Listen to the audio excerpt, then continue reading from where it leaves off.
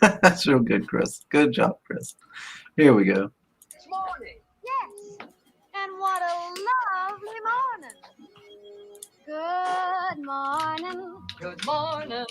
We've talked all night through. Good morning. Good morning to you. Good morning. Good morning. It's great to stay up late. Good morning.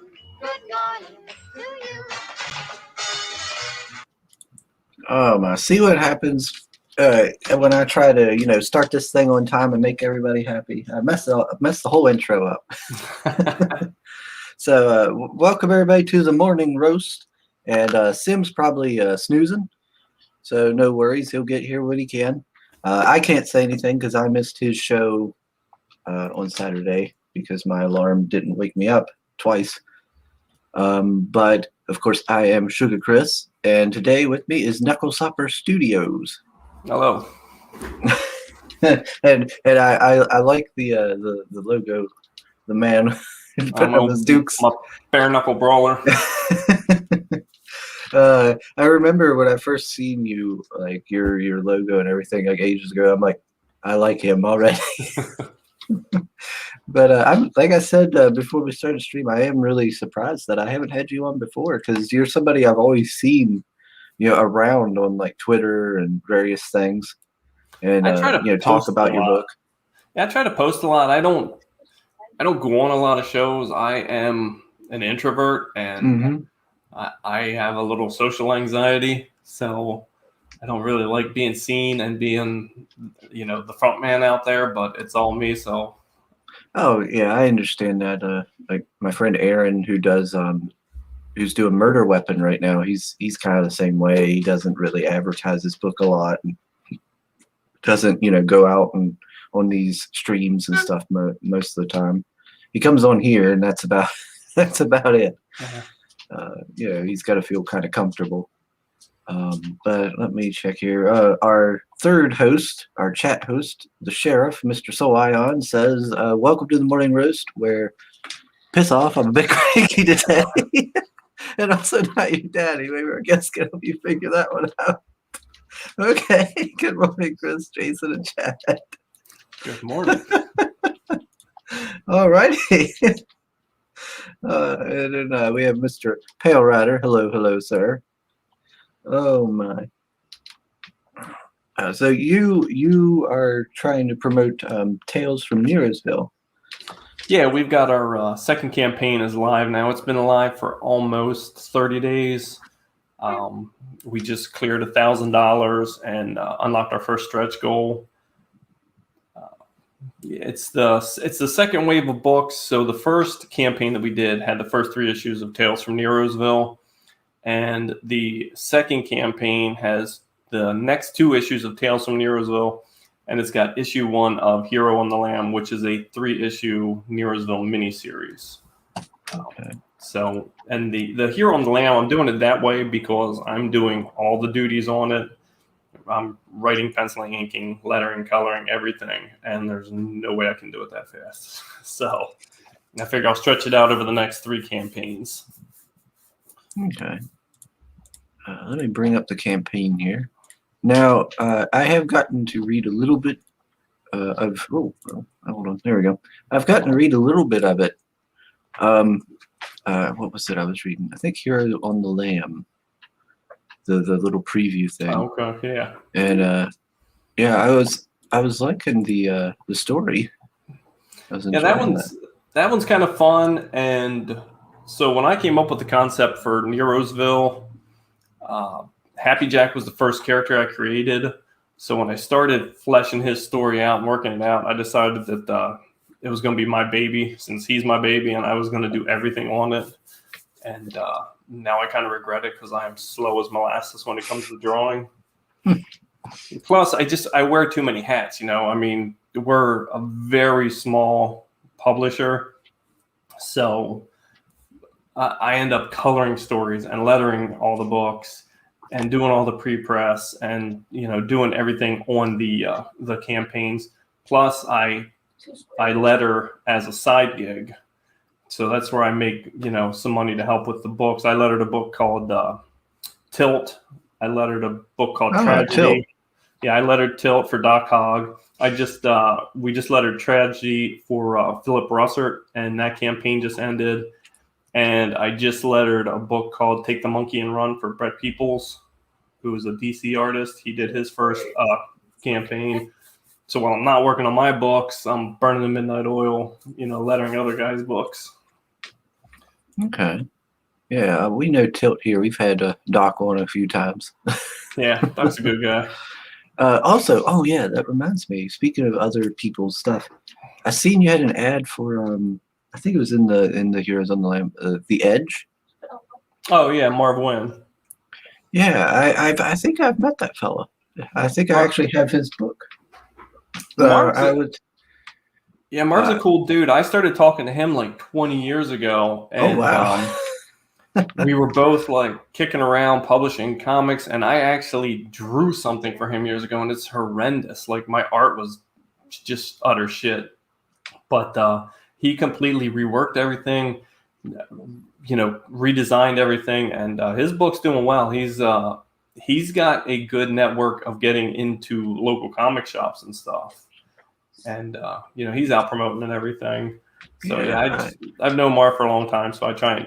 That's one thing is we're all in this together, all us indie creators. So I like to help try and promote other guys, and I get a little bit of that back myself. So we gotta try and keep each other fed.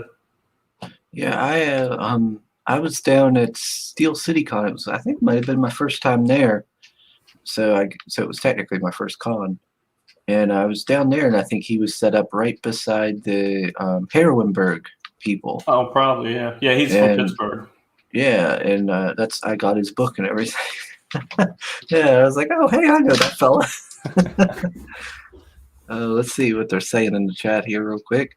Pilra says he said duty. Yes, Pilra. Then he says, strippers are hurting for work in some states. You can hire one to do your PR. Just saying.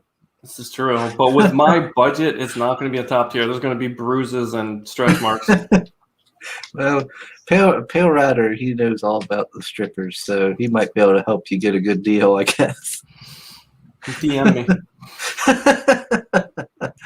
And Soul says to Jason, I remember the avatar on your YouTube channel from the Tilt trailer. Good old photographic memory. Oh, man, I don't even know what that was.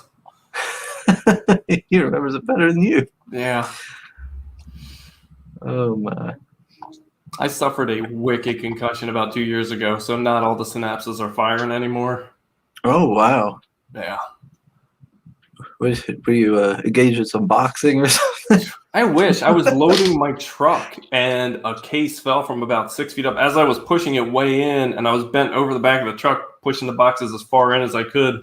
20-pound box fell off the top and hit me in the back of the head and drove my head down into the bed of the truck. Ooh. Yeah, so it was a double whammy. I got the, that double hit that your brain likes to slam off the front and the back. Dang. Yeah, I said, golly, that hurt. Oh, I'm sure. Yeah, that would have to suck. Soul's sharing your YouTube channel. Oh God. Yeah, I barely post. That's one of the things I really need to work on is having a presence and doing stuff like that. I haven't decided what I want to do yet, whether it's review books like everybody else is doing, or I thought about going on and talking about the creative process, because people ask me, where do you come up with your ideas? And one of the things that I do get complimented on is the way people talk and that they sound natural, and the different characters have different voices. So I thought about, doing some shows just on where I come up with ideas and my approach to writing, even though, I'm no Chuck Dixon or any of those guys, but, I might be able to, give a little sliver here and there for people too that maybe they hadn't considered before. Oh, look at that. I spoke of Aaron earlier and he appeared. Hey, Aaron. Paris is down here in New Orleans. We can't find enough strippers. Some clubs are giving out bonuses. Nice. What? Oh my! I've seen that for McDonald's, but I didn't think strippers would be like that. Oh wow! But yeah, that Heroes in the Lamb, from what I read, I did like like you said, the dialogue and the story was interesting. You know, that little preview you gave there, it got me wanting to read more. It's a fun book to write, and there's some of the characters in there who were probably going to just be a toss-off character after this series. Mhm. I found that I really enjoy writing them, so I'm probably going to end up bringing them back at some point. Just because the one guy's such a dick, I like writing guys like that or characters like that who, just have no filter and don't care. For some reason, Yeah, that rings true to me.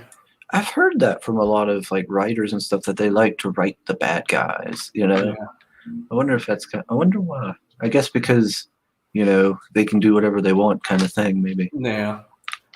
Yeah. And I tell people every character is an aspect of myself. Like Happy Jack is me if I was a good person, and then Von Droog is probably a little closer to me as far as his attitude and stuff. Oh dear.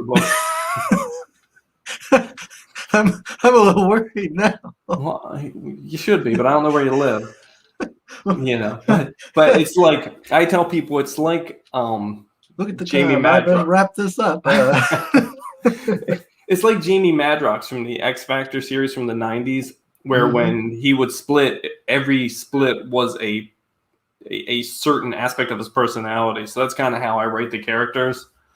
Yeah, it's fun, and it's fun finding their own voice for all of them.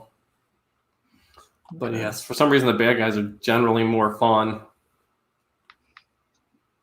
And so you're down to your 41 hours. Are you going in demand? I'm going to in demand. I did 30 days. Now I can extend another 30 with Indiegogo, and I think I'm going to extend another 30 days, but I'm still going to send the files to the printer around, I think it's like the 20th or 25th of this month, which was the initial plan if I only did run 30 days. That way the people that backed looking at the 30-day campaign won't have to wait longer for the books because I decided to extend. Okay. Good. That gives me more time to read all of it and then do a review. All right. We got Yodam with us. Hail, sir. Glad to have you with us. Let's see. So I'm gonna go ahead and I'll play the trailer. No, don't play the trailer. No? It's 3 minutes long, and it's essentially everything that I'm going to tell you during the interview. Oh, okay. And I have really got to get better about making the videos and getting them down to like a 1 minute video, because the video is like 3 minutes long, and it's just me going over everything that I do in an interview anyways. So. All right. Well, I mean, it's all learning process. Yeah. And, yeah, I know personally myself, I generally don't watch the videos, but when I do, I do tend to prefer like the shorter ones. Yeah. And there are, for potential backers out there, there's 2 other videos there. And the one just tells you a little more about, that's the reviews, so that you can see what people said about the first series of books. And then there's, I think, 2 more videos. One is telling just a little bit more about Knuckle Supper Studios and a little more about Tales from Nerosville. And then there's a 3rd video, or a 4th video there, and that just very briefly covers the giveaway contest we're doing for this. So for this campaign, I wanted to come up with something different to thank backers and give them a little something extra for, putting their faith in us and throwing their money at us.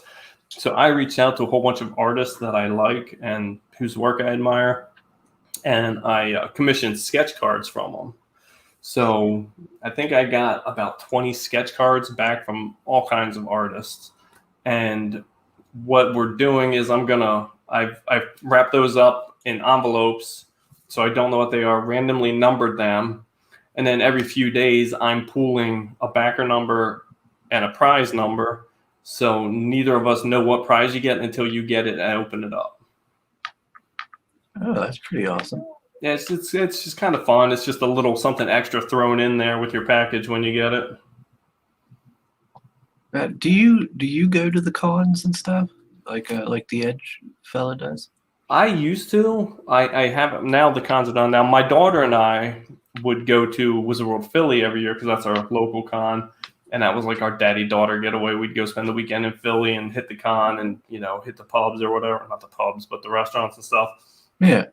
And now that I'm gonna have 6 books out, I do want to start doing cons again, like we did back in the late '90s when I was self-publishing.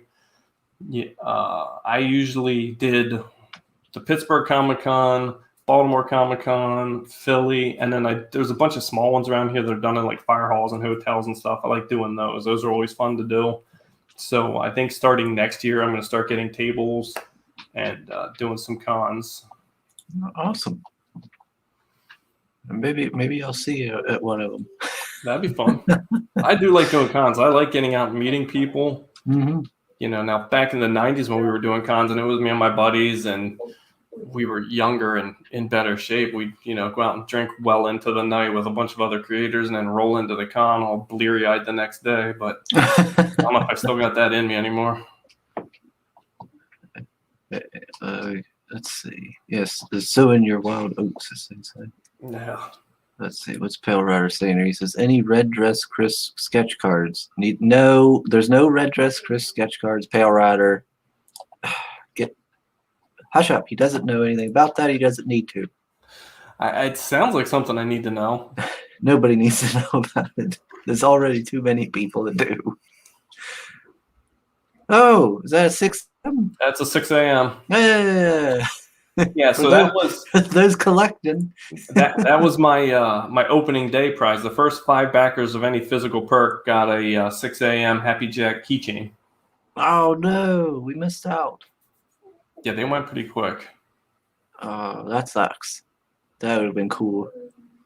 Everybody loves 6 a.m.'s work. Yeah, I love looking at his stuff that he does, and I'd like to get him to do some more stuff for me when he frees up, maybe for the next campaign. Let's see. So let me see. Where's the everything perk? It depends what you want. If you keep rolling down, there's that one right there is the TFN wave. Oh, it's good. I'm sorry. Roll down a little further. Oh, okay. Keep going. A little more. And so that one there, the TFN catch up, all comics and swag. So that's the everything perk. For $40, you get all 6 issues. You get the misprint issue. The printer screwed up the first issue of Tales from Nearosville and had to replace them. So now I've got like 200 copies of these books floating around. You get the 11x17 Nero's Heroes print that I did for the first campaign, and the Ville's Villains print that I'm currently working on for this campaign.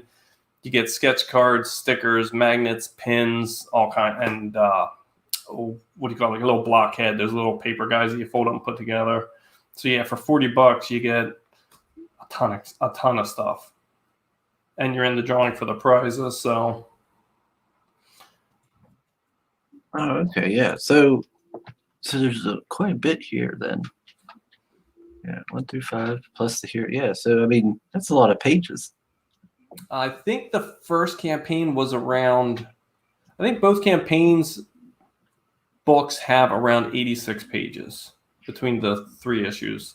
So I mean you're looking at 160 pages of material through 6 issues. For only $40, that's a lot of pages for a price.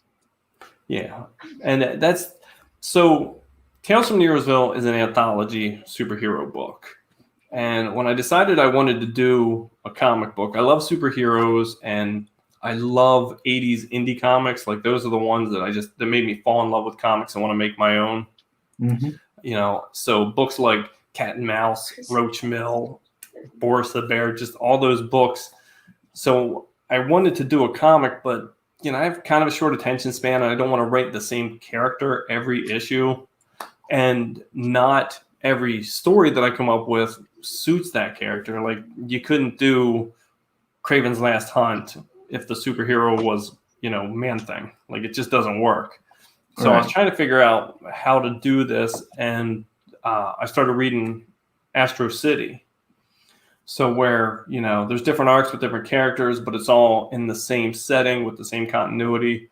So that's the approach I took for Nerosville, and I was trying to come up with a title for the book, and it popped into my head one day of someone driving into Nerosville, one of those big signs out front, or as you enter the city limits, it says, welcome to Nerosville, have a great day. But someone had spray painted an H over the N, so it says Heroesville.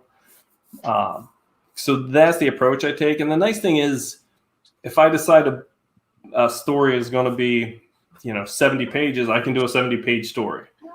The one story in the one issue of this book is only 16 pages long.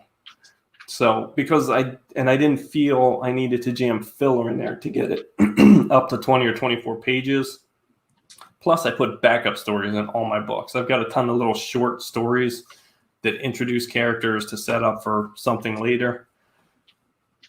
And when I'm doing the stories, I have in mind what kind of art I want. So I can go out and specifically search for an artist of that style and have them draw that story. So it's just, I prefer the anthology approach. Mm-hmm.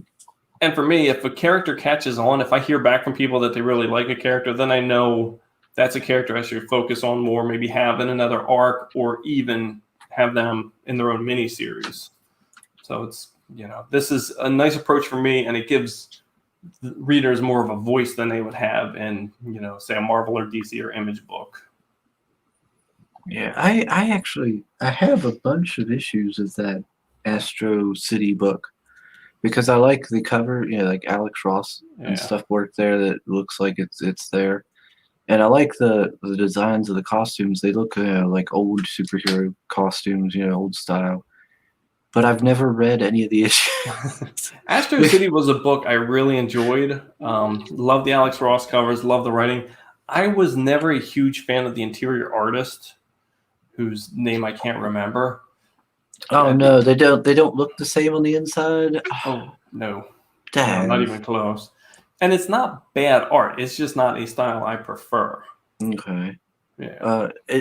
I'm curious with that Astro City book. Is it like like old school superheroes doing superhero things, or is it more like modern storytelling? It's been a while since I read it, but there are some old school heroes, and there's throwbacks. Like there's a character that something happened to, which they build to, and they mention in passing.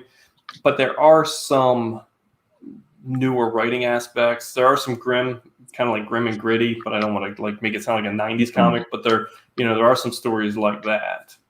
I might have to actually sit down and read it one of these days. Because I definitely sit down and check it out. Because and they have some cool characters and some fun arcs. I specifically remember one with a superhero that was based on a turtle. I couldn't tell you any more about it than that right now from memory, but I remember really enjoying that arc. Soul says Nero's Heroes rolls off the tongue very easily, just like Mary's Berries. Speaking of berries, I actually got to read like the first couple pages of the first Tales from Nerosville. And the first thing I remember seeing is it's something like, "Hey, you've got nice balls." I know you're there. I can see your balls. Yeah. Yeah, I was really pleased when I was describing. So the artist for that book is a very talented artist out of Indonesia named Andy Kanirawan. And, he didn't speak English. So it was going through like translators and stuff. So to explain to him what that page had to look like to give people an idea in the mind before you flip the page and see what it actually is. He did a good job. He nailed that page. Oh, someone got to be the brawler? What? Yeah, I had there's 3 issues in this. So I threw it out there. I would draw you as a bare knuckle brawler on the back cover of one of the books. So there's only 3 books, so there was only 3 of those, and they went right away. Man, I missed out. I'd have got that. Yeah, that's the thing with my campaigns. Usually, it pays to get in there and check it out early and jump in early. Like I said, with the 6 a.m. keychains, and if I do things like that with the back covers, there's only so many issues, so it's a very limited. In hindsight, I should have charged more for it, I guess. Well, I'm sure they appreciated the price. Yeah. But yeah, and are you familiar with El Guapo, the two campaign Yeah, first yeah. to the right? Yeah, I know So El Guapo. so for the backup stories, I have chapter 1 of Who's Your Daddy in the issue 4, and chapter 2 of Who's Your Daddy in issue 5. And even though it's a backup story and it's in the back of the book, I still like to have covers for them. Like, I just think that's kind of cool to have a cover, even if it's in the interior of a book. And I always liked El Guapo's art, so I reached out to him, and he did these 2 covers for me, which I love. And they are the original artwork for them. He sent me the 11x17 original artwork. So that's those perks. And I'm a little surprised that none of them have gone yet. For the $150, you get the original artwork, and then you get the Wave 2 swag. So you get all 3 issues of the book. You get the 11x17 print, the stickers, the magnets, the pins, and the sketch card. So you get quite a bit for the $150. You know, You're getting a lot not of even. stuff. Yeah, and this covers. I really love the first one, the one with Big Daddy Badass standing at the wall there. Oh, yeah, right there. Yeah, because he's kind of a creepy dude. Yeah, he looks a little creepy. Yeah, But who is the daddy? Oh, you got to read it to find out. And then Soul's telling me to relax, that he doubts the brawler dies at the end. That's true. That is true. I generally only get drawn into things if I'm getting killed off. So I guess I can bear that in mind for another issue. All right. Now who's this Mr. Cameron? So Mr. Cameron Goes to Nerosville is a story I wrote years ago, and it's just, again, it's one of those shorts. It's a little 8-page story I wrote, because every now and then I try and write something with a bit of a happy ending to offset all the miserable shit that I write. Mm-hmm. And I drew that back in the late 90s, and it's bad. It's really poorly drawn. And my daughter is currently in art school, and she drew a picture of me as Happy Jack for, I think it was my birthday 2 years ago or a year ago. And I really liked the style in which she drew it. So I said, would you be interested in redrawing the short 8-page? She's like, I don't know if I can do it and stuff. I'm like, just here's $200, go do it. So because she moved out, she lives with a girlfriend. She's always hurting for money. So I knew if I threw money at her, so now I'm kind of pushing her. I'm like, you got to get this done. That's the one story I'm waiting on to get finished, but that's the cover she drew for it. Okay. And I've got to finish coloring it, but I just wanted to get the image out there. And I was just impressed with the angle that she took, and because that's not easy to draw. I struggle to draw from perspectives like that. So I really liked that she drew there. But yeah, so that's going to go in the back of Hero on the Lamb #1. So it's it's a little bit of a pride thing for me. So Hero on the Lamb #1 is a full Meadows family, joint. I'm doing everything on the front, and then my daughter's drawing the story in the back. Oh, that's pretty awesome. Yeah. So has she done a lot of work, before this? Nope. Oh, well, this is good for them. This is a good experience for her, and you can kind of help her learn the ropes of like having a deadline and having a boss, so to speak, and everything. Yeah, and it's it's just kind of cool. It'll be her first published work.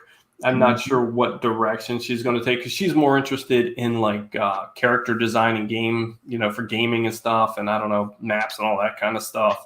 Yeah. So that's the direction she would like to take. But I was like, well, do this. This is something you can throw in your portfolio. Mm-hmm. So. Yeah, I mean doing that video game stuff, that can make money. Yeah. Yeah, somebody's got to support me when I'm old and broken. That's right. That's the plan. And so to the right there, this is something I throw in with every campaign. Not usually a huge sell. If you roll up a little bit, I offer a half-page ad in my book for $20, and then if you roll down, a full-page ad for $30. And this is something I throw out there, whether it's for other creators that have books out, for guys like you that have, a YouTube channel, for artists, whether it's, penciler, inker, colorist, whatever, if you want to, just get it out there and let people see and have your contact information. It's just something I throw out there to try and help other guys like us that are in the industry or peripherally in the industry that just enjoy comics, and at a pretty, I think, cheap price. Yeah, I mean, it seems like that's actually a pretty nice little idea there. Yeah, it helps out everybody. Yeah, that's what I thought. And guys like Marv, I think he advertised in my first book. Yeah, because you were saying you saw Edge in there, and that's how you do it. So yeah. The only thing I would worry about with that though isn't like was it Media Mail? Are you not supposed to have ads? Are you familiar with Don't Ask, Don't Tell? My dad. Never mind. My dad, God rest his soul, taught me a few lessons, and one of the main ones was I'd rather ask forgiveness than beg permission. So that is my approach to many things in life. Okay. It's gotten my nose broken 3 times, but it's 99% of the time good advice. Most of the time it works out for you. Yeah.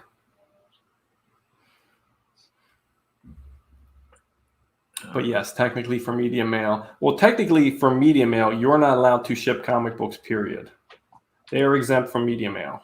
Yeah, I've gotten all kinds of mixed results when I asked the Postal Service about all that. It's weird. My understanding is that it all comes down to the 60s and shipping of drugs. But whatever. At this point, it's something that needs to change, because there's no reason you should be able to, ship a book, Media Mail, but not a comic book. And it has to do with ads and that kind of nonsense. But whatever. Yeah, because I know, like, when I went to my local postal place, they said, "Oh no, you can't you can't do any comics." And the woman actually got kind of annoyed with me. And then I went to down to Cumberland and asked them, and they were like, "Yeah, you can ship them, sure. You can do it media. You can even do it Media Mail, yeah."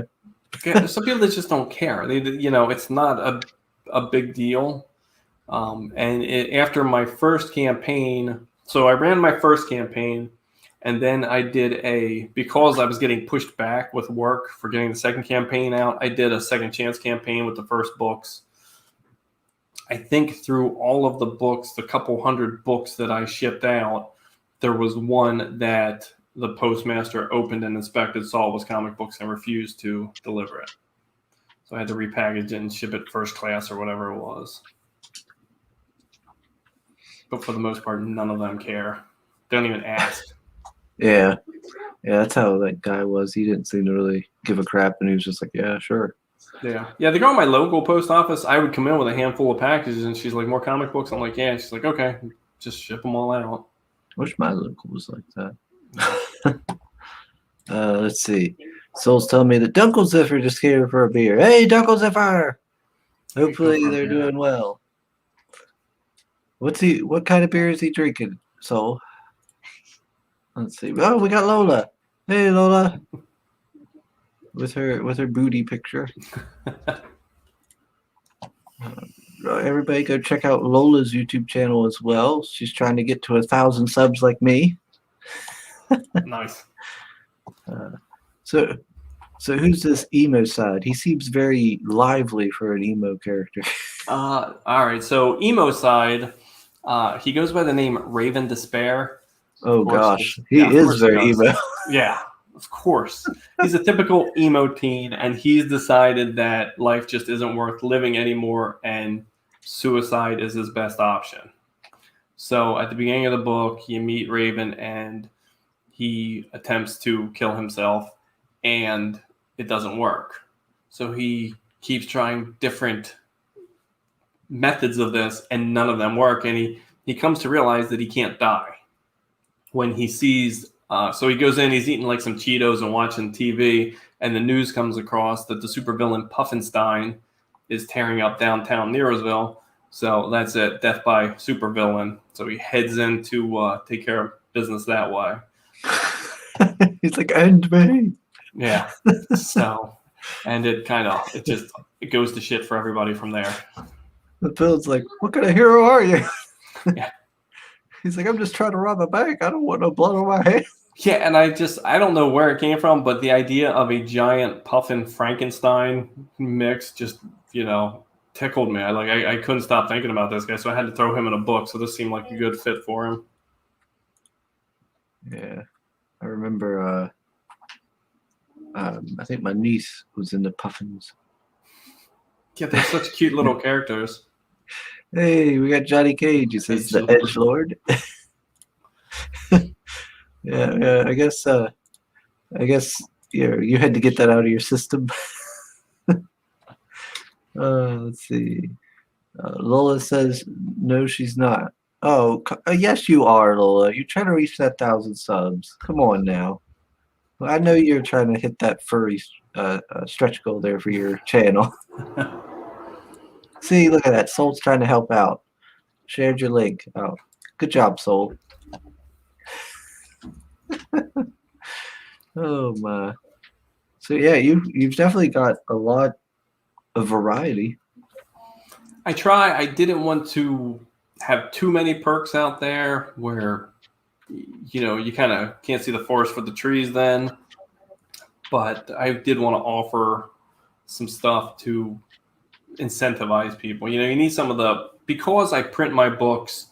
I print my books through Pete Cimetti with the newsprint because I'm an 80s indie guy, so I like that 80s feel. Mm-hmm. And it allows me to offer books. I mean, you can get you get 3 issues, I think, for $9 and 6 issues for $15. You're not going to be able to do that printing on the heavy paper and the high gloss. So I try to give backers a lot of bang for their buck, but in doing so at $15 or $9 a perk, it takes me forever to reach like $1,000. So it's kind of a double-edged sword. Yeah. But as an unknown, I don't want to go out there and ask people to pay, $30, $40 for 3 comic books. Yeah. Yeah, I actually like newsprint myself. I do too. It takes me back to the days when I started collecting. I've always liked the feel and the smell and everything of newsprint. All right, so where's okay, so if I just want all the books, that would be this one. That's that one, yep. Yeah. So that is not a bad price at all. Yeah, that's pretty good. I think it's a lot for $15, plus shipping, of course. But I during the first campaign, somebody started calling Tales from Nero'sville. How did I say it?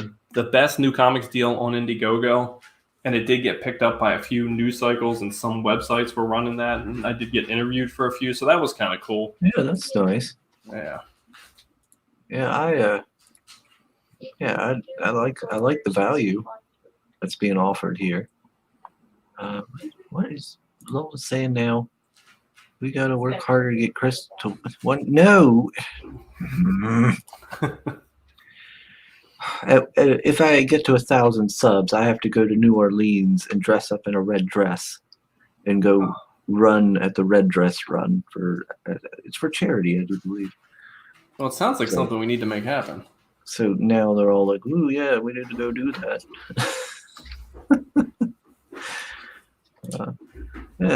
Lola's asking a good question here. She said, "Everyone have a good 4th? Lots of liquor and fireworks." Did you get to enjoy your 4th, sir?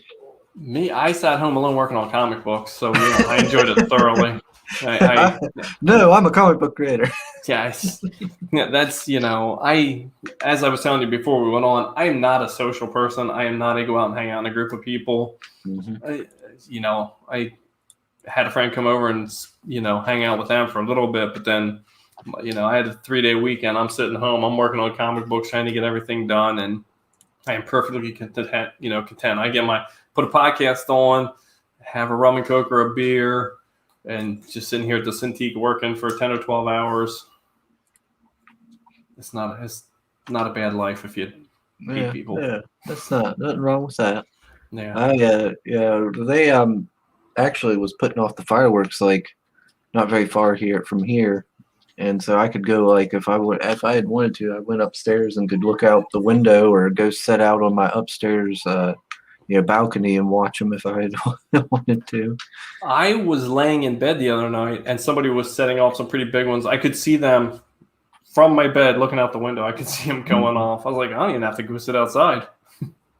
Yeah, I seen somebody I think posted on my Facebook. Somebody had posted a thing where the fireworks, I guess they were going to let them off or something, and I guess all of their fireworks went off at once. It was a big explosion. That happened a few years ago. I forget where it was. It was a bigger city, but yeah, everything went off at one time. It was a very short show, but it was impressive. Yeah, this one was just an explosion. I hope nobody got injured because it was just like kaboom, and you see just dirt go way up in the air. And I wonder if that was so I think it was in California. They confiscated a whole bunch of fireworks. Oh no, I seen that one. That was the truck. Yeah, the truck. Yeah, blew that up. was. I was like, oh crap. Yeah, that didn't work as planned. Yeah, I seen that one too. Yeah, I was like, oh wow, like that truck was gone. Yeah. There's like nothing left of it. Yeah, the truck had one job. I'm not sure what happened. We got Mr. Greg Levitre. He says, "Hey." The alpha male champion himself. Hello, sir. Johnny Cage is telling me now, Chris, don't be ungrateful. Pierre, we're trying to help you. Oh yeah, try to help me into a red dress. That's what they're doing. It's one of those help us help you moments. Yeah, sure. That's something like that, I guess. Okay, so these are all the giveaways, right? Those are the sketch cards, and there's also I'm going to draw a blank here, but there was one creator who did not have time to do sketch cards, so you'll see mixed in there. He threw in 4 signed prints that are being included in there. But yeah, there's just a ton of talented people. I don't know if you're familiar with Chris Madd or Ren McKenzie. Keith Williams, who was a Marvel inker on Spider-Man, he did a couple cards for me. The one almost dead center there that's kind of bluish, that was done by Al Bigley, who is not the most well-known artist out there, but he's an artist whose work I've just loved for years. To the right of the red writing there is one of my robot characters that was drawn by Frankie B. Washington, and I love that card. Like, he actually, when he was drawing it, he did a drawing video. He recorded himself doing the whole thing and then posted it. So that was pretty cool. Oh wow, that's awesome. Yeah. Yeah, I need to get Frankie on here sometime. He's a mecha guy. He loves drawing the robots and all that stuff. And he put a video out the other day. I'm not a Transformer guy, so I don't remember which one he was drawing, but it was gorgeous stuff. I feel like I've heard that name, Chris Madd. Chris Madd, he does a lot of work, and he's a really talented artist. I'd like to get him to do something more for me when our schedules can kind of line up here. And Kevin Stewart did some cards, he did there's a character called Churchill, who's, kind of an amorphous bulldog character that he just killed it on that card. That was one. But I got a few of these cards back. I'm like, damn, I don't want to give these up, but these guys did these cards for me under the agreement that they were going to be giveaways. So I got to give them. I scanned them all at high resolution, so I have scans of them. I'm like, shit, I got to give these away. This will have to do. Yeah. What's there? Oh, everybody's talking in the chat. Awesome. Love it. Anything I need to highlight here? Oh, Yodam is sharing out the sign up page for Greg's Gun Demon. So do go check out that one. We need to have Greg back. Greg, have we ever had Greg on? Or did we only have... I can't remember. Greg, we need to have you on again. If I can't remember, we need to have you back on. Oh, my. But yeah, I do like the amount that you're getting. the price per page there. And there's a lot of people been doing anthologies. I've noticed. Yeah, anthologies are it's fun for me. Like I said, and ongoing with the same characters isn't really my bag. Like I watched so I have an agent who reps me for my lettering, and he does a show, and he just had Chuck Dixon on Saturday, I think it was. And I was watching that, and Chuck was talking about like his runs on Robin and other books. And I'm like, I can't imagine writing a character for that long and coming up with, because he created Spoiler for Robin and creating the characters and just doing all that, building that universe around Robin. Yeah, just one character. Yeah. I'm afraid I would get bored to tears. But I could be wrong. Maybe once I got rolling. But I like the anthology approach. Yeah. And I really like getting to mix it up with artists because, I had the artist for the first issue of Tales from Nero'sville. Like Tales from Nero'sville issue 1 is called A Day at the Beach, and it's a tale of retribution and revenge. So I got an artist, Jim McMunn, who's no longer in comics, unfortunately. But like his style is very different from the 2-issue arc in issue 2 and 3, which is Andy Corneo on. And it's just nice because I know what I'm looking for. I go out there. I mean, even the one with Raven Despair, that guy's got a little bit of like a manga style to it. So that's what I wanted for, this goth kid. And so for me, that's part of the fun is just going out and getting to look at all of these artist work and being like, that's the dude. That's the dude I want for this one. Yeah, I can see the appeal. But yeah, I've always been more into like team books or stuff like this where it explores the universe more rather than focusing on just one character myself. So these sort of things appeal more because you really get to explore the whole universe, not just the focusing on just one character and whatever their problems are or issues.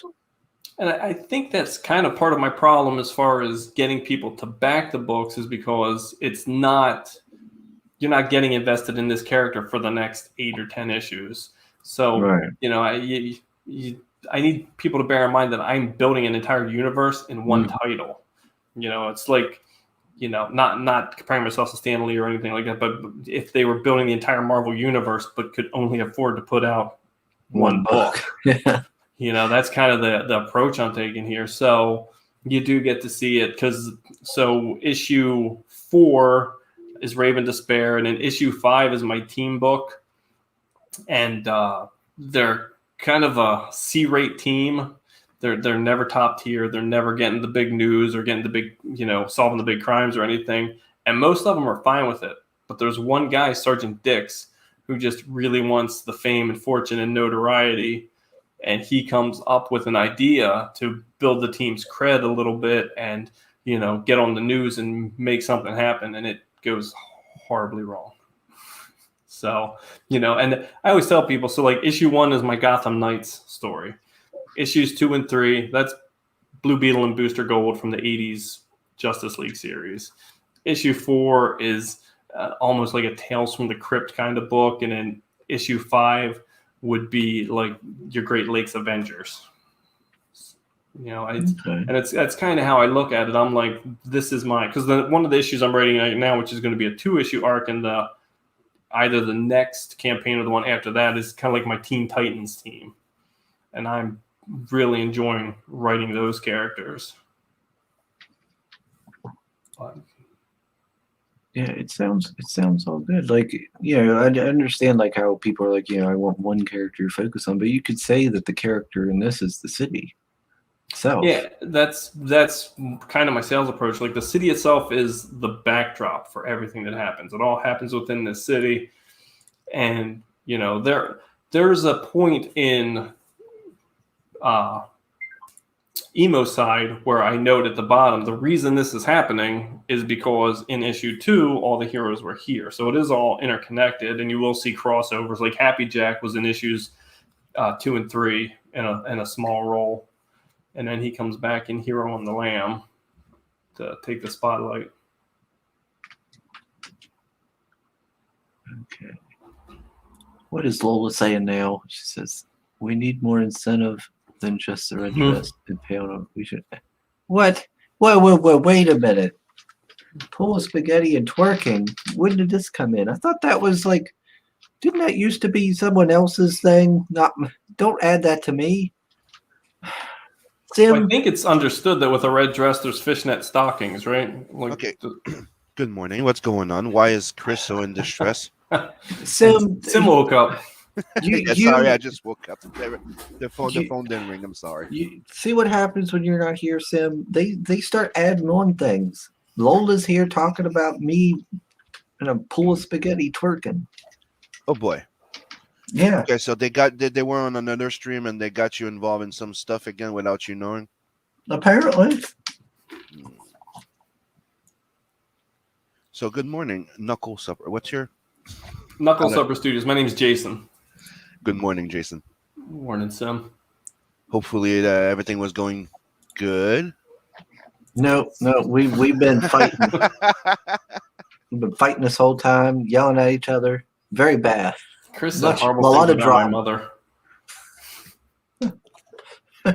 So hello everybody in the chat, and Greg's like, "Hey, it's Simp." Yeah, keep simping for me. Love ya. Love my simps. Well, you know, you're always taking your shirt off, so. I was gonna say, Sim's known for taking the shirt off. Chris, is that on the table? Well, you got to talk to him. He's done it before. I meant for you with your 1,000 subs. Like, Well, I've already. Oh, he's done it too. He's oh done it. really? Yeah. We need to get Canales back on. We had an entire stream with like Brian, Canales, and we went all shirtless. Was it like a tits out Tuesday or something? Yeah, it was spontaneous. Greg says Knuckle Supper Studios is a fabulous brand, very catchy. Thank you. Let's see what else we got. And sorry again that I just didn't wake up. My phone was dead. Thanks a lot, sir. Now she's talking about fishnets. Gosh, it's going to be another creator I banned from this channel, just like Chubb. He got Pale Riders started on stuff. I just got a package. What'd you get? It's by Emma McLernan. Emma. It made it. I'm glad it got there. Hopefully it got there okay. Yeah. It looks pretty good. Yes. My print. Ooh, I got my book. Got 2 copies. Well, let's see. What else are they saying here? Well, it's funny. So we were talking about that card that Frankie B. Washington drew for me. Okay. And so when he posted the video, he posted on Twitter and he wanted to tag my campaign, Tales from Nerosville, but he inadvertently put the link for Tales from the Natverse. I was like, hey, Sim's a great guy, but here's the link to my campaign. That is fucking funny. Yeah. He probably went too fast and tapped, Tails, and it. Yeah, I think once he got Tails and the N in there. Yeah. Yeah. That is hilarious. That's funny. Sim's doing fine. Print my book. Hey, wait a minute. Greg wants to know. Sim's already funded. Greg wants to know why are you people trying to make me gay? They're trying to make Chris gay. Mm-hmm. That's just in your head, Greg. There's nothing gay about wearing a red dress when it's a challenge with the boys. And everybody likes to feel pretty sometimes. Well, Yeah. we've also had We've also. Did you ever watch Anger Anger Management, Greg? We need to have Chris put that red dress on, and before he starts running on the red dress thing, you start going, "I'm so pretty." Oh, so if you've seen the movie Anger Management, you know what that means. Well, I think a nice touch would be at the finish line then somebody needs to have a Jaguar parked there so we can see you do like your best Whitesnake video moves. A little Tony Katane action. Oh, Am we're I gonna helping, Chris? Am I helping? Pale Rider is gonna be there with his Barbie Jeep.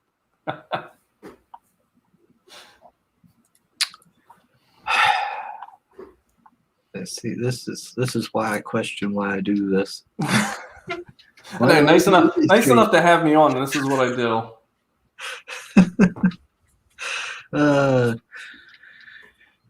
But yeah, you haven't even heard all of it, Sim. Earlier there was talk about a man's balls, and I seen what else was there?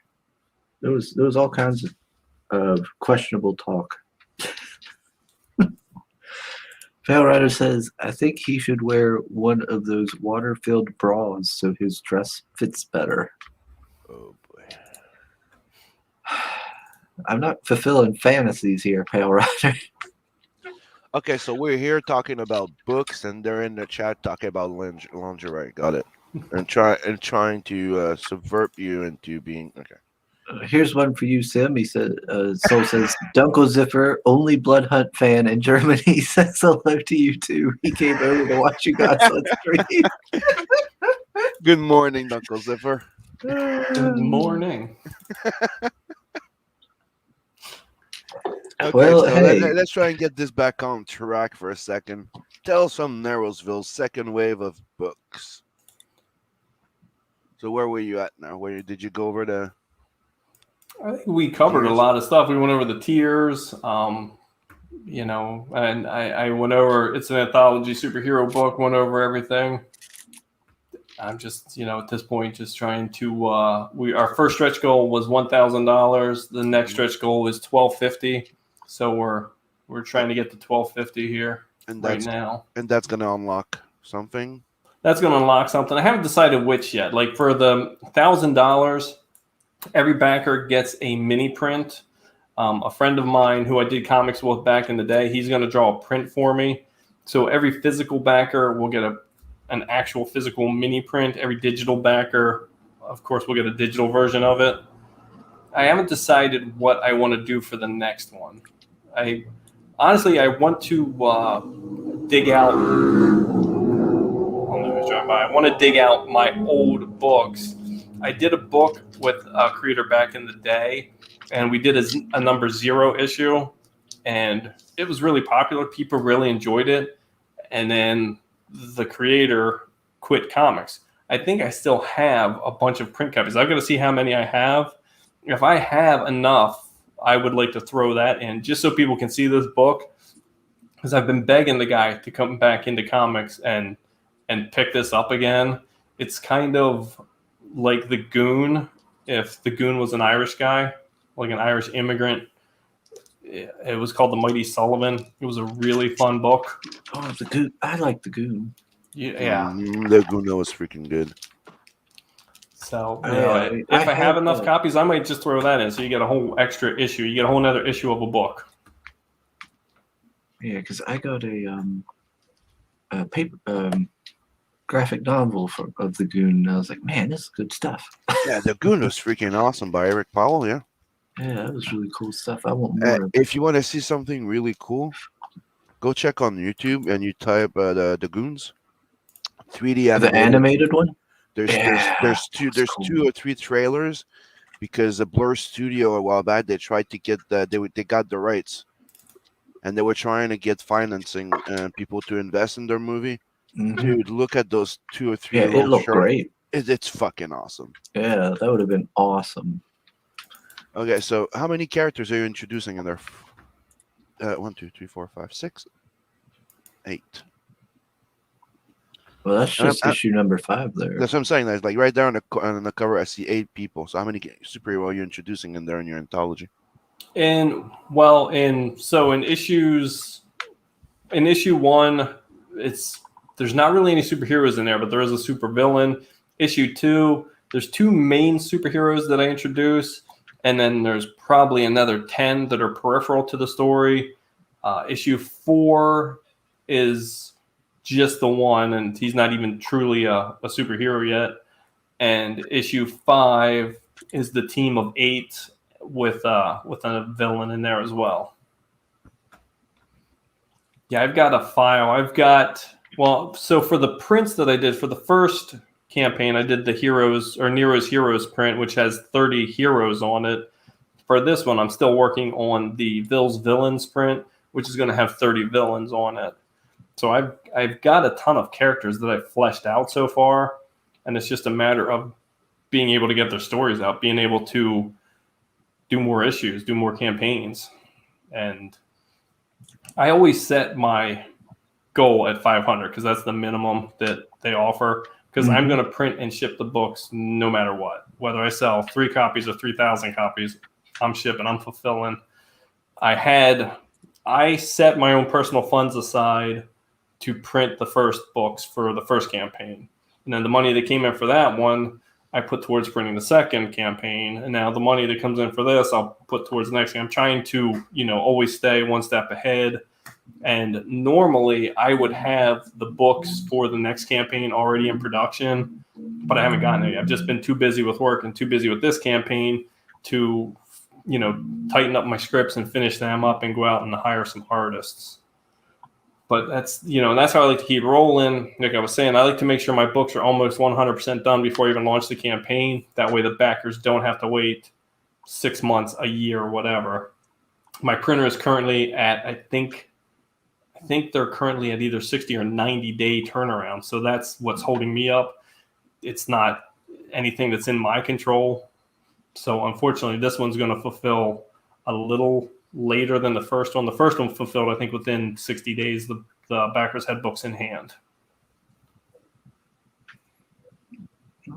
Okay. Soul saying to Sim, he added, and to have a beer with Soul. Since he's insisting, I'm typing that too. And apparently Lola says, Chris, you wouldn't ban anyone for wanting to see you dolled up appropriately. I get to do your makeup. What? I didn't even say, whoa. There's not even anything about makeup. There was no talk of makeup. I don't know. Somebody are trying to take the stream to a new degenerate level.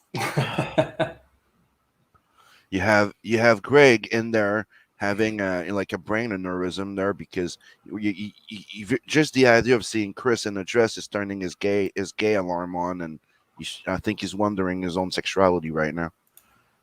And Greg always questions his he's accusing everybody of being gay, and like, you're gay. You might ask yourself a few questions, bro. He does protest too much. And you have Lola trying to get you in lingerie with makeup and girder, and don't scare him too much. We already got him to do the red dress run. Oh. That Pale Rider, we never know what he does when he gets him drunk after the run. You never know. Might be some pictures. I don't want to know what he's going to do after this run. I'm going to continue running back to my hotel room and lock the door. He's going to do like Forrest. He's like, hey, the run is nope, over. Nope. I'm going home. Nope. Yeah, I don't trust Pale Rider. I don't know what he'll do. And all you hear is Pale Rider. Meep meep. Uh-huh. Where'd you go, Barbie? But we got Greg talking. Oh yeah, Tank Ferret's channel. Yes, please do go check out Mr. Tank Ferret's channel. I don't know Brotep's ones too much. I haven't been down that one. Brotep? Yeah, I don't know that one, but I do know Tank Ferret's. And I always tune into his live streams. He's good people. Yeah, Tank's a good guy. He shares my stuff out. Can't get enough of that shoe, Chris. All right, let's see. Power says, Sim, you were late. You get no say today. He says, Brotep is Bob Stone channel. I actually think he messaged me on this. Power Rider's like, Sim, you were late. You get no say today. No, that's not true. Chris missed my show, so I have every say now. Yeah, that's true. I did. I can't say nothing. I did miss it. That sucks too. And you missed the Dragon Ball one. I'm like, I'll make it Dragon Ball. He's gonna be fucking happy out of nowhere, you know, because it didn't win. And It I'm like, tilted you know, me. I'll make it Dragon Ball this weekend. And he's like, he didn't wake up. He was so pissed when he woke up because it was. Yeah, I had my alarm set and everything. I slept through it, and I slept through my second alarm. Me, I just forgot to charge my phone. That's why I was late this morning. It's like, My come bad. on. I was like, man, I know Dragon Ball. I could have actually been really active on the stream and talked about a lot. Yeah, and I was alone on stream. El Gargo came and joined me. I was very irritated when I woke up. It's okay. We could do another one. Very irritated. There's a lot of Dragon Ball. Oh, and Greg says we're welcome to come join him on the panel. Oh yeah. Depending upon the time and everything, I could get in on that. Yeah, there's so much streaming and so little time.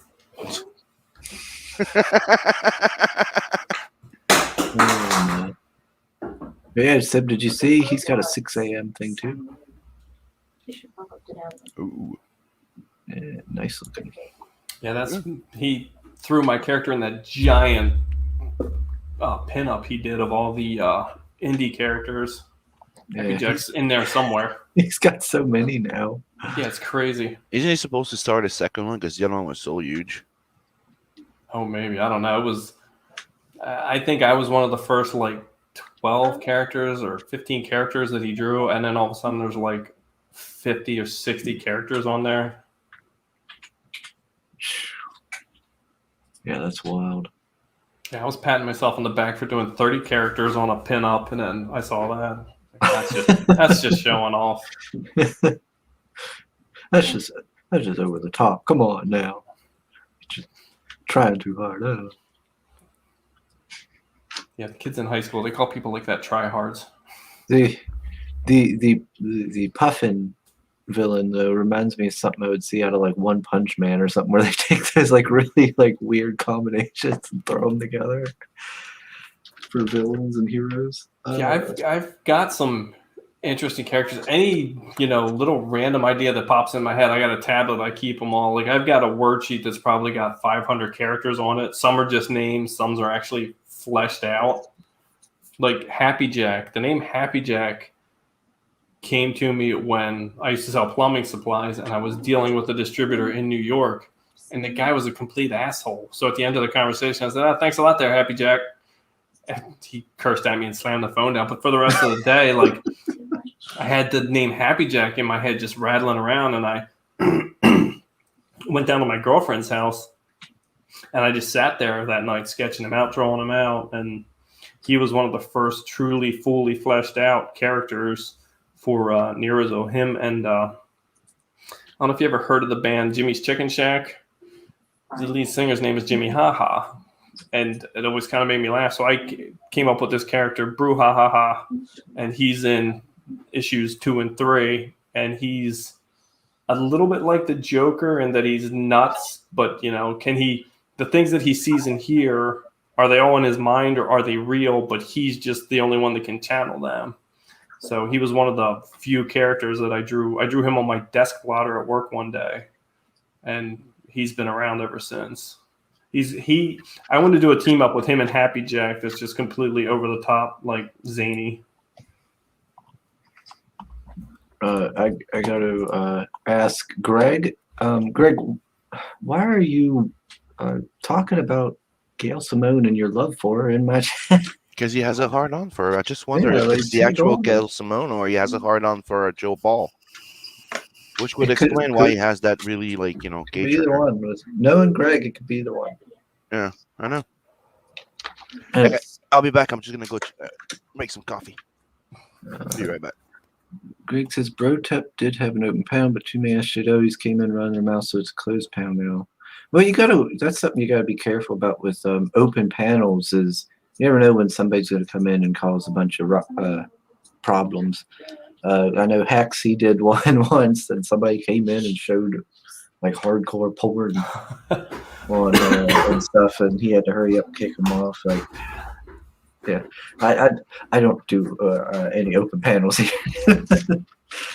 Yeah, I don't trust the people out there on the internet tonight. No, a lot of them are trying to get you an address. I mean, it can only go downhill Uh, from there. I don't trust Lola. Who knows what she might do? I kid, Lola. I kid.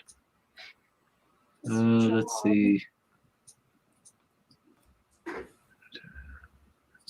Let me check, make sure I didn't miss anything. Soul's putting out the link to Tales from the Netverse. Thank you. Okay, I don't think I missed anything. All right. Yeah, I do. I like the way this one looks. I like that you're getting to actually explore the whole universe myself personally, because it allows me to really get in and get to see your whole world rather than just focusing only on one particular, little tiny corner of it, And if I did one character, not everybody's gonna like that character. Like not everybody's gonna like every character in all of my books, but there there might be one that speaks to a group that you enjoy more than others, and that's what I'm looking for is feedback. Who do you like? Why did you like them? Do you want to see more of them? If people are telling me, like, people love Airball and Lightning Doug, the guys from issues 2 and 3. People really enjoyed them. And with where I ended that, there's a lot more to explore there. So people want to know what's going on with them. So I've been fleshing out where I'm going to go with them. But that's not something that's going to be in the next campaign. I'm going to explore them down the line because those issues really did end off where I could really run with that, with what happened to them. Okay. Yeah, because I like the whole idea of variety, and there'll be something for everybody in here. I mean, Yeah. maybe you might not like all of it, but I'm sure there's something in it that you will like. I would hope so. And for the price point of, let's see, $15 to get all this, is there add-ons? You can add on a sketch card, and I think with that one, I don't think I threw in the misprint. So the misprint, I thought you can add that for $1. Anybody that wants, just in case these books would ever become, be worth something, because those misprint books is very limited supply of those. You can add one of those for $1 just to get it the hell out of my house. Mm-hmm. So. And how much is shipping? I think the shipping was $9. I went on the USPS website, and their shipping calculator, it just seems very high. Like I think to ship the books to California was showing like $12 or $14. I'm like, well, that can't be right because I'm in PA. I'm like, that can't be right. So I made it $9 across the board. So it's going to be one of those, like the last campaign. There was some that were fine. I made $1.50 on the shipping, and there were some where I lost $2 on the shipping. So it all just kind of evens out. Wow. Yeah, that's crazy. Their rates have gone up astronomically. Yeah, because I feel like before COVID and everything, because I had looked into it, because I had thought about doing like a fulfillment service, and the lowest if I remember right, the lowest I could have gotten it down to was $5. For US. Yeah, my first campaign, I did 3 issues, $6 shipping, and I was going to do the same thing here, and then I went to the calculator, and it was ridiculous for like books in like a Gemini shipper for those dimensions and the weight. It seemed ridiculous. I couldn't put that amount of money on the shipping. Like I couldn't put in what USPS was telling me to. There's no way. So you just got to bite the bullet and hope for the best. Because at the $6, I was shipping books to Maryland and Virginia and stuff, and it was like just under $5.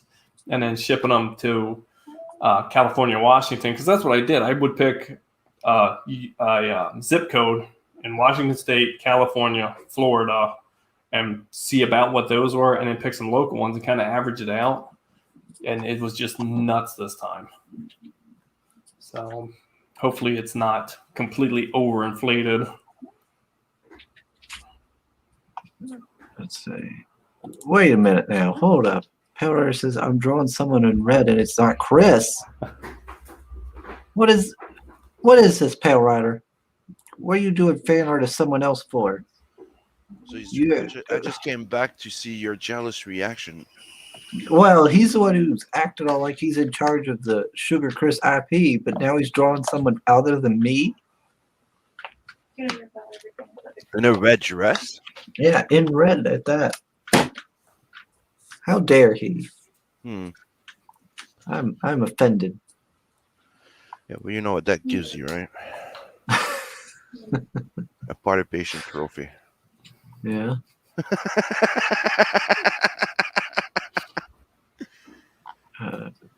Let's see. Lola was asking him if it was Johnny in the red. And Johnny says he would look fantastic in that dress. And he says no, he's working on a Heather Swain one. Oh, okay. In a red dress? Is that a Chris special? It better not be. Like Heather Swain's gonna be wearing that beautiful red dress, and it's gonna have Chris's face on it. I was gonna say she should have Chris's beard. Yeah, but that makes her into Chris. Yeah, then it's just me. Then it's just me cosplaying as Heather Swain. Yeah, pretty much.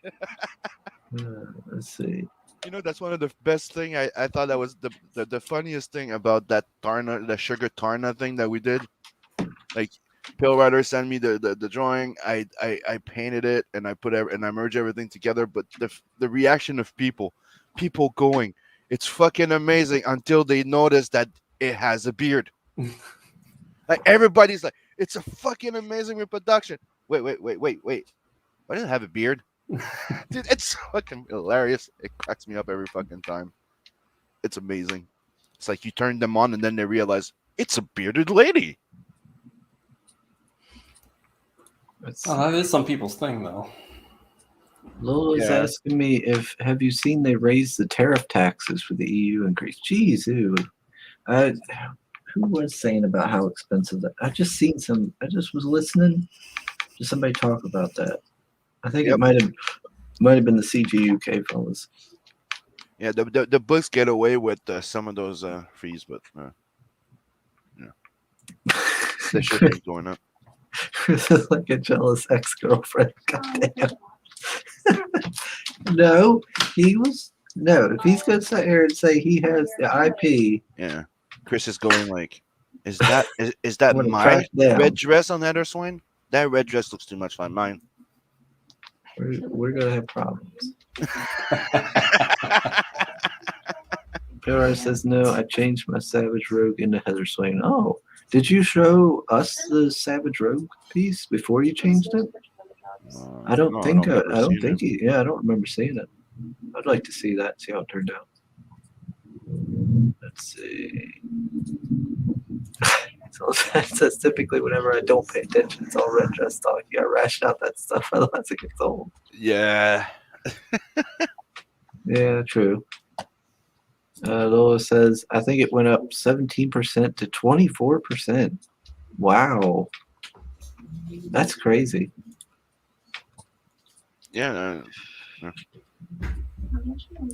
Oh, Sim. Hmm? Apparently, Blade. Of course, I know Blade. Apparently now he's gonna be revamped into the MCU with the character that played the bad guy in what's his name? Powerhouse, whatever his name is, Luke Cage. Mm. And now he's gonna be one of the most powerful character in the MCU, stronger than Thanos. What? Who? Blade. How is Blade gonna be stronger than Say the that? vampire killer. Yeah. Or hunter. Yeah. Okay. But Blade and what's the name of it again? That cunt there, Captain Marvel. Supposedly they're the two most powerful characters in the MCU now. God. I haven't seen the Captain Marvel movie. I refuse. I can't do it. No, I think that girl just needs to get laid, and maybe everything's gonna get better after. I don't know. Apparently, Stephen Dorff, from the first Blade. Yep. Apparently, he was kind of talking some shit. Oh, really? Okay, what's his problem? He's basically talking shit about Black Widow, the movie, saying it looks like garbage and stuff. It And he does, said he's like embarrassed for Scarlett Johansson. but it does. So I'm kind of happy because that means he's one of us. Yeah, he says Yeah. about how what's he say? He's like, I still hunt out the good shit because I don't want to be in Black Widow. It looks like garbage to me. It looks like a bad video game. I'm embarrassed for those people. I'm embarrassed for Scarlett. I'm sure she got paid $5-7 million, but I'm embarrassed for her. I don't want to be in those movies. I really don't. I'll find that kid director that's going to be the next Stanley Kubrick and act for him instead. Yeah, I'm okay with that. Okay, Stephen Dorff, I want to make a Bloodhound movie, and Soul is supporting it. Soul's been waiting for it. He's been promoting it in every Oh chat. yeah, I'm sure he has. So let's get Robert Rodriguez to help, and let's get that done. I'd see that. Let's see. Oh, Pale Rider says he sent me a pic. You know what they say, carpe diem, motherfuckers. Yeah. If you don't risk nothing, you get nothing. No risk, no reward. Nope. Greg says, have you guys seen Sardi No. by Dean Gibson yet? He says, if you dig Tarna, you'll love Sardi. Is that another creator you try with a book that on something, or it's something that's It's on Indiegogo. I've I have seen no it. clue. Yeah. Yeah, I've seen seen it that one. on recommendeds. Yeah, I've seen it on my recommends, but I haven't actually sat down and looked at it. I think that's a pretty big thing to say, comparing somebody to Tarna. Pretty bold statement, Yeah. Greg. Pretty bold statement there. Oh my. But yeah, we should probably get back on track. I'm over here rambling. Yeah, you're getting sidetracked by Yeah. the red dress lovers. Yeah, Starting to do this red dress talk. Your chat group just grabs you and runs, man. They're-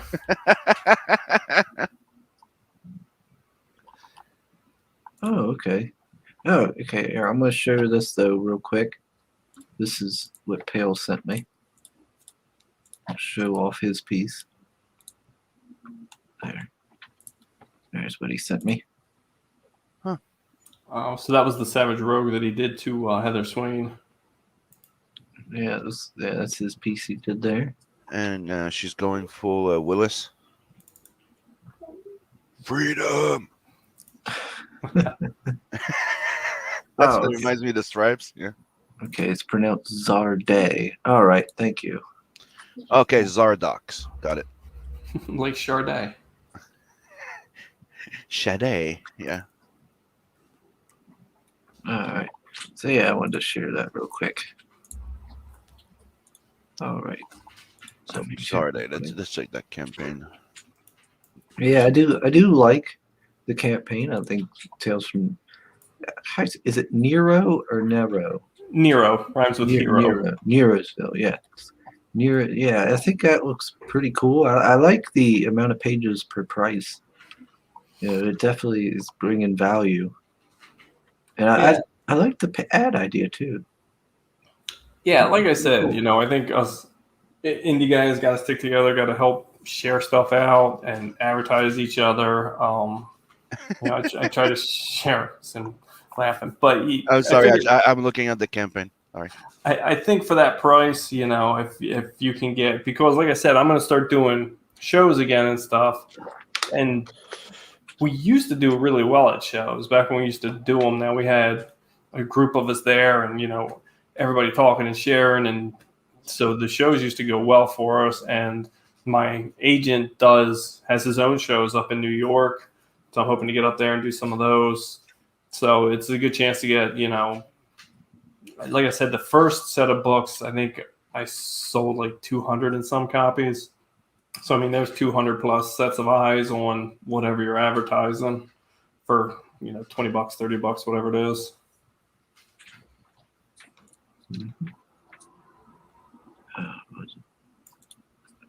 Johnny Cade's asked me how I feel about Pale Rider's piece. Yeah, it looks good. He says he's still working on it. It's looking good so far, pal. Let's see. What's this? We get Chris to 1K and I will get him on for a simp stream. What? No. No. Ain't no simping going on here. I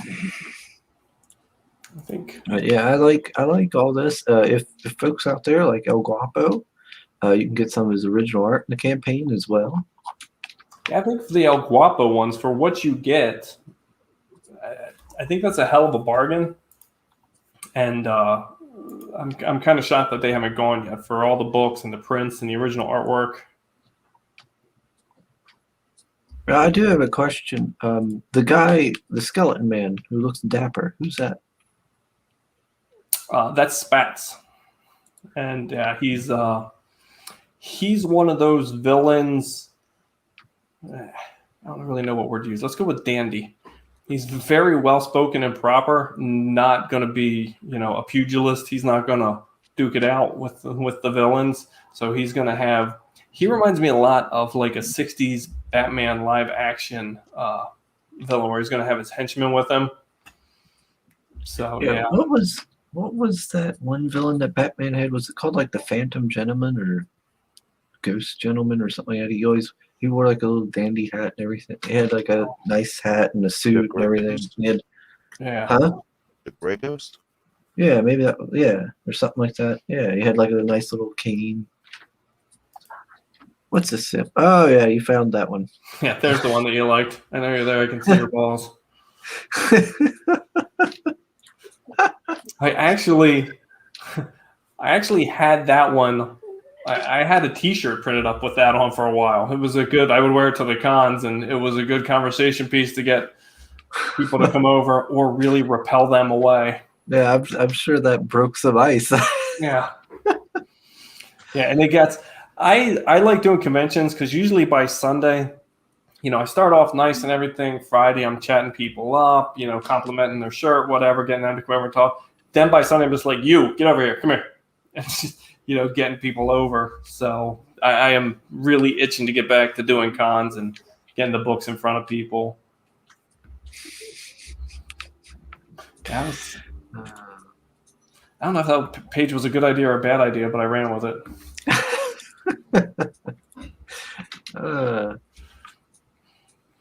Yeah, that's what was it? There was a couple pages like that I was like, all right, come on now. I question these men. Well, yeah, there is Lightning Doug. He was never the cool kid in school, and some of the things he says do not come off very well. He kind of puts his foot in his mouth a lot. But yeah, so that's that page. Greg says he's looking forward to conventions too. I had a lot of fun going to Steel City Con there was it last month? It was a lot of fun getting to go back and get back to it again. And I hope to start going again. I'm going to go hopefully to the next Steel City Con here in I think August, and going to try to stream again like I did this last one while I'm there. It was I really enjoyed that. I don't know as a creator if I'm that excited to go back to cons to be honest. Like after all of this, getting used to doing the YouTube, technically being on the con 24/7, anytime, and interacting with people, going back to like Montreal Comic Con or stuff like that, where it's mainly about the TV actors than comics. Mm-hmm. Like I can understand like just on the fan side to still like going there and getting some deals, but as somebody like me going there, it's like usually it's more like a promotion scam. You go in, you pay, and you don't really make money. Yeah, some of those cons it was really tough. Like Wizard World Philly, honest to God, I hate Wizard World Philly, but it's my local con, and like I was telling Chris, that was me and my daughter, that was our daddy-daughter weekend getaway every year for like the last, I don't even know how many years. So that's the one we went to. And there was just, I like to go to Artist Alley. I like to see the indie creators. Yeah. And there was just so few. There was, if you wanted, role-playing game die, or you wanted keychains, you wanted knit stuff, or, leather-bound sketchbooks, there was a ton of that. But, as far as the indie creators go, it was very few and spread out. Like, if you're going to have all that, I don't know, crafty shit, whatever, Yeah. put those guys in an aisle. Line up your creators. Don't so the put them people, in. Don't put them in a comic creator alley, dude. It's like they're doing pin and trinkets, or dice and stuff. There's more of that than actual indie creators. Yeah. I can't remember if it was the Iron, whatever the con you were just at, Steel City Con, because I was going back and Marv was posting stuff about that. And when I went and looked at their application or whatever, like if you wanted to be in Artist Alley, you had to be an artist. You had to be, it had to be art. It had to be a book. It had to be something of that nature. You could get in there and sell your prints or whatever, but you're not selling tchotchkes in there. So I thought that was kind of cool. Keep guys like us together. Yeah, I mean, it's about the same. Like I used to like going to Montreal Comic Con. They used to have a lot of like comic book creators. I used to meet Bisley there all the time, stuff like that. But the last few years, you don't even have no one. They don't like they don't have any big name comic book artists there or something. But they have every actors from every sci-fi series or. Yeah, dead center of the freaking con. Big area set up, dead center of the con. That's how the Wizard Worlds work. Drives me nuts. Mm-hmm. And then you go around the corner and there's the fucking Ecto 1 and the Batmobile and the car from Supernatural and all that stuff. Cars take up a lot of space, so it's just set up weird to try and find Artist Alley. And then you get to the end and you run into the beer stein big thing. So now you got to circle around to the other side and try. It was a nightmare. I was trying to use my map to find guys that I had heard of, and even small guys that I hadn't heard of, because those are the people I want to support. Mm-hmm. I'm paying however hundreds of dollars to go there and get a hotel for the weekend and pay to get in, and me and my daughter go out to eat every night. For the love of God, let me see what I actually came here to see. Yeah, I like to go to it because it's like a nice family outing, and I get to spend time with Trinity and stuff, and I get to see new creators that I ain't seen before, interact with people and get out a bit. But the one year we went, it was kind of like you had said. There was a lot of like crafty stuff. There was a lot of people selling comics, but just vendors. But like in terms of indie guys, there was only maybe, I could probably count on like less than two hands. And I was a little disappointed. But this year, the one I just went to, there was a bunch of people, indie guys, putting books and stuff. I was really happy to see that, and I got to meet a lot of people and see a lot of different people. It was quite fun. I really enjoyed it. It was packed though. Holy cow, was it packed? It took a while just to get in.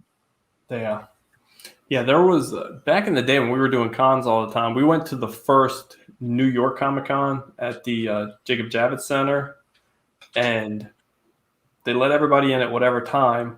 An hour later, this is the first week of February in New York City. The first hour into the show, the fire marshal comes by and asks the guy at the door, he's like, "How many people you got in there?" And the guy goes, "I don't know, but it's a lot." That's the wrong answer. They kicked everybody out of the Javits Center into February winter weather and had them line up around the building to do a head count. Me and my buddy were like, "Fuck this." We went to the bar. We ended up going to a bar and we were sitting there working on a script. And we sat there from 11 o'clock till I think I finally stumbled out of there after spray painting the walls of their bathroom at like 1 a.m. And luckily, you can say what you want about New Yorkers. Some very nice people made sure I didn't die in traffic and found my hotel again, because when I walked home, I walked back by myself. I mean, stone blind drunk. It was a great night. Yeah. My buddy. So I didn't even tell my buddy I was leaving. I came out of the bathroom after 3. Just, it was like that scene from Family Guy where they all took the epic hack. It was like 3 bursts like that. I'm like, well, I'm done for the night. I walked out, grabbed my coat, walked right out the door of the bar. And at one point, then finally the bartender looks at my buddy. He's like, where's your friend? And he said he walked in the bathroom to see if I was in there. And he thought I just spontaneously exploded in the bathroom. Like there was nothing left of me. It was horrible. Oh, we got Michael T with us. Hello, sir. He says, "Hail, nerds! Everyone still have all their fingers after last night?" Yes, sir. I'll be right back. Alrighty. Let's see. I just seen something else. What is it? I just seen it. Where is it? What Chris don't know is Chris is the dress he gets will be edible. So when he starts sweating, oh gosh, come on now. Gosh dang it, Pale Rider. Why do I read your messages? Like a big fruit roll up stuck to you. Ugh, gross. That would be nasty to wear. Ugh. Oh, Rick says this year he's going to be going on his first convention tour. Yeah, that's awesome. That's pretty exciting. I'll read Soul's message when Sim comes back. I'll read that one too when he gets back. Those are both towards him. All right, so I'll get back. Go ahead and put my balls away. Well, I'm sure Greg's gonna back at the highest tier he can now that he's seen that page. He'll be a little disappointed, but yeah, I'm sure he's excited about that page. If he backs the highest tier, I'll draw him a specific page insert that he can use there. It'll be completely different from the printed version. Oh yeah, but yeah, I'll check out the Zarday, Greg. I'll check that out here after the stream. Yeah, I do like this. I might have to do some shopping after the stream. I might have to get that $15 ketchup tier. That's I think for $15 to get 6 issues, it's a pretty good deal. Oh, I do have to do a real question for myself here. The ad. Is there a way to add on with the ad the physical tier? To what did you want to add on? Like if I were to get like, I don't know, the half-page ad. If you want to add that on, tell you what, if you just DM me, I'll get you a half-page ad. I did not think to put that as an add-on for people that are already backing the book. So Okay. I should have probably done the ads as a standalone without any books, but I didn't think to do that in advance. All But right. yeah, if you would like to throw an ad in the book, just DM me. We'll figure it out. Because as you can see, they're selling like hotcakes. Well, I think the option is nice. You know, I Yeah. think that's a pretty cool thing. Yeah, I think I had more like podcast and channel guys do that on the first campaign than I did comic creators. I was a little surprised. Yeah. Yeah, I mean, yeah, there's that option for anybody to throw an ad out there for whatever they're doing. Yeah. Yeah, I think that option I think is nice, and who knows, those things could start selling really good if your campaign starts blowing up in the future. Yeah. That's People will be like, hey, I can get a lot of exposure. I'm just trying to build some momentum now. Like I'm not going out there expecting to hit $10,000 on my campaigns. I'm hoping to hit, I think right around 2,200. Honestly, is like my break even point. Mm-hmm. If I break even, great. If I don't, I don't. I'm still going to keep going with the books. I just keep donating blood and other bodily fluids to keep the money coming in. And me, I got my coffee. I got my coffee. All right, so now that let's see, and now that Sim's back, I can read those messages. Let's see, where were they? Not really. Okay, people, please don't forget to sub, like, and share this channel. Gosh dang it, Sim!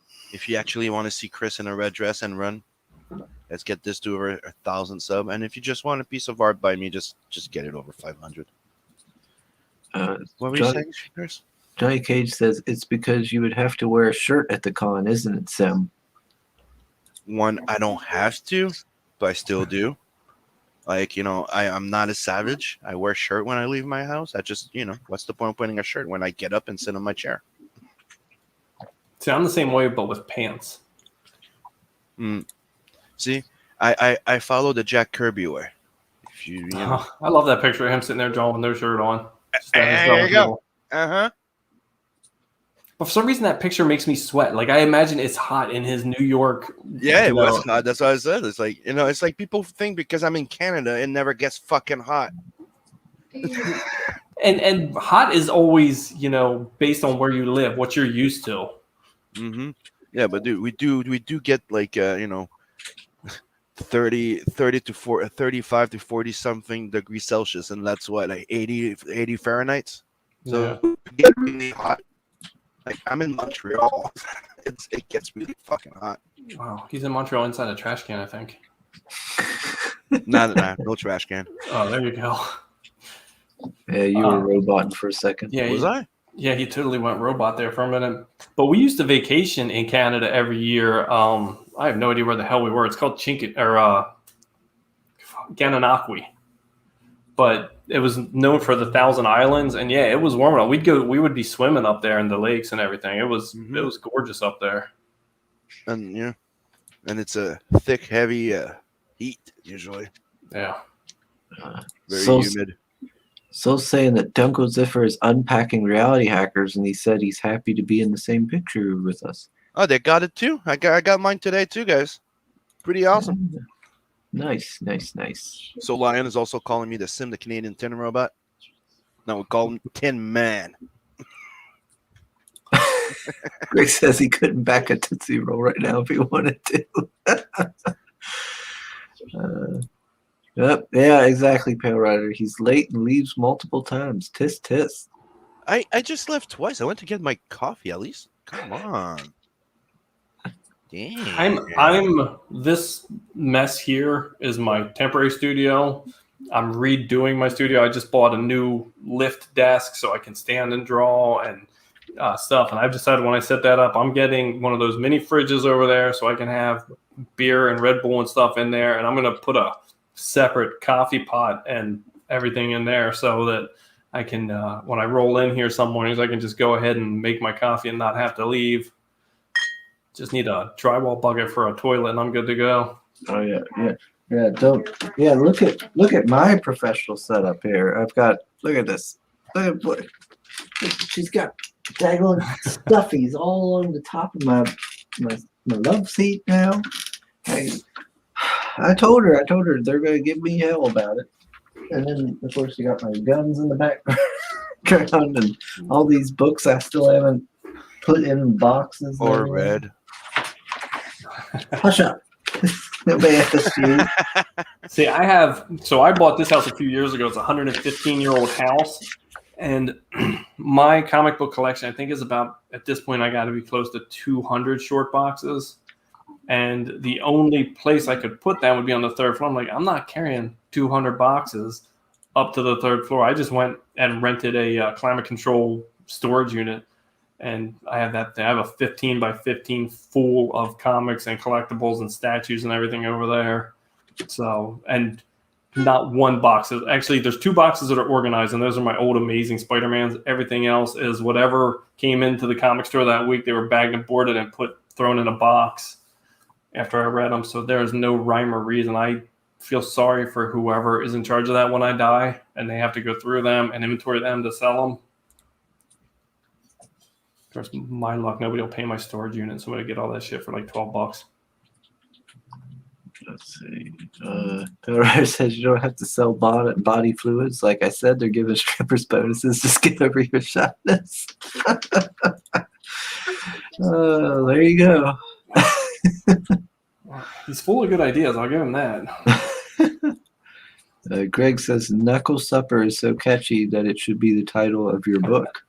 You know what? Maybe I should do a character miniseries and just call him Knuckle Supper. Yeah. Just And all he does, he cracks his knuckles. Yeah.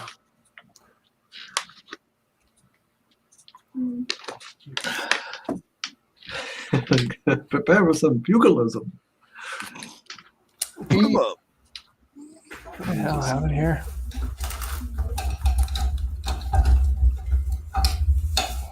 Oh, we've got Genuine Comics with us. Hail, hail, sir.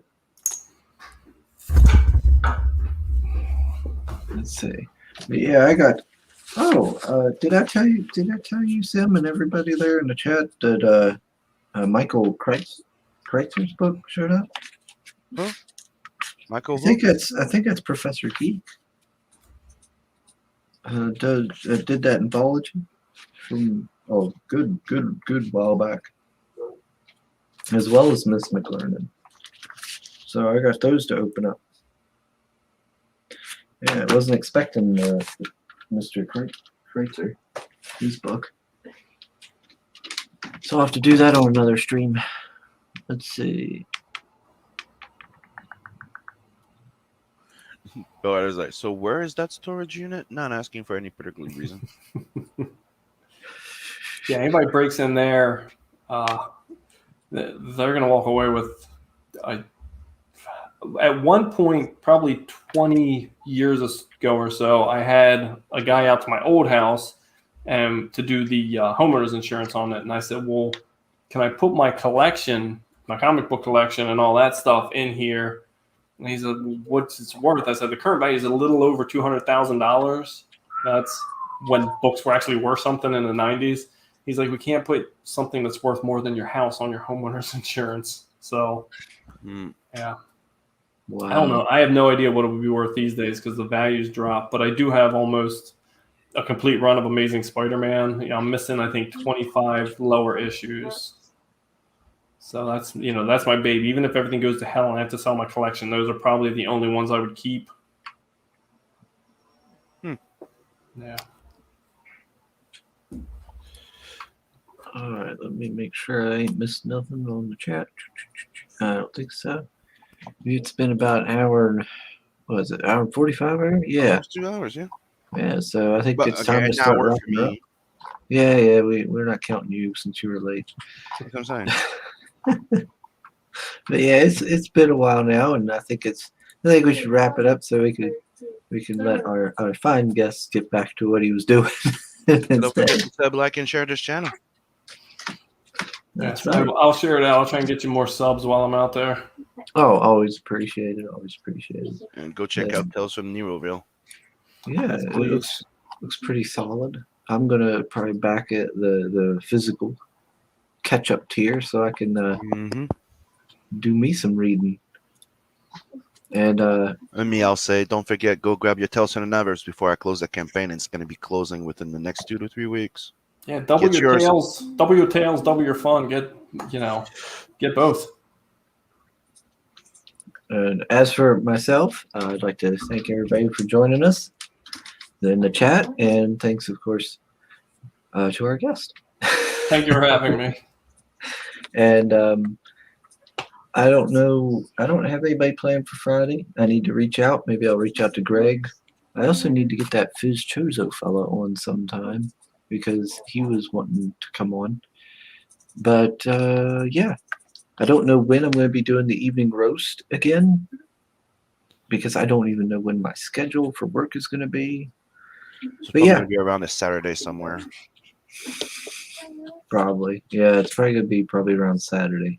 It's going to be one of the weekend days. But anyway, thanks for joining us, everybody, and we'll talk to you on the next one.